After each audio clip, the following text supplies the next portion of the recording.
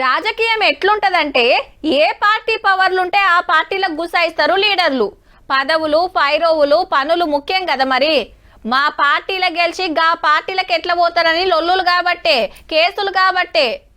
ఏదో ఫాయిదా ఉంటేనే కదా జంప్ అయ్యేది. అయితే ఒక లీడర్ తరీకా గమ్మతున్నదుల్లా. పార్టీ ప్రతిపక్షంలో ఉన్నన్ని రోజులు గట్టిగా కొట్లాడి అధికారంలోకి రాగానే వెళ్ళిపోతానికి తయారు కాబట్టే. నేను ఒక్కసారి చెప్తే 100 సార్లు చెప్పినట్టే అని రజనీకాంత్ డైలాగ్ కొడుతున్నాడు జగిత్యాల జీవన్ రెడ్డి సారు. మరి ఒక్కపారి ఏం చెప్పిండంటే, నేను ఇంకా కాంగ్రెస్ పార్టీలు ఉండను, అవమానాలు భరించను, ఈ బాధలు పడనని. ఎల్లుండి కాంగ్రెస్ పార్టీకి రాజీనామా పెట్టుడే అని ఒక ఉత్తరం పబ్లిక్ లకు ఇడిచేయండు. జగిత్యాలలో కార్యకర్తలు అభిమానులతో మీటింగ్ పెట్టి అధికార పార్టీలకు వెళ్ళి ఎందుకు అవుట్ అవుతున్నాడో వివరంగా చెప్తాడట. చాలా సీనియర్ లీడరు, 40 ఏళ్ల రాజకీయ అనుభవము. పార్టీ ప్రతిపక్షంలో ఉండగా గిన గట్టిగా నిలబడి పవర్లకు వచ్చినాక గిన ఎందుకు జంప్ అవుతుందంటే వెనకాల పెద్ద కథే ఉన్నది.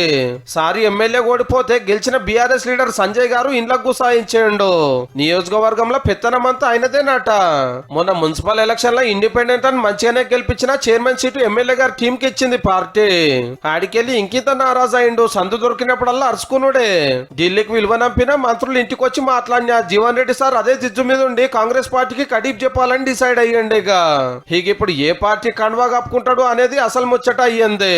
కారు పంపిస్తాము, మా పార్టీలకు రాని బీఆర్ఎస్ పిలుస్తున్నది, మా ఆఫీసులకు దా మంచిగా చూసుకుంటామని బీజేపీ రమ్మంటోంది.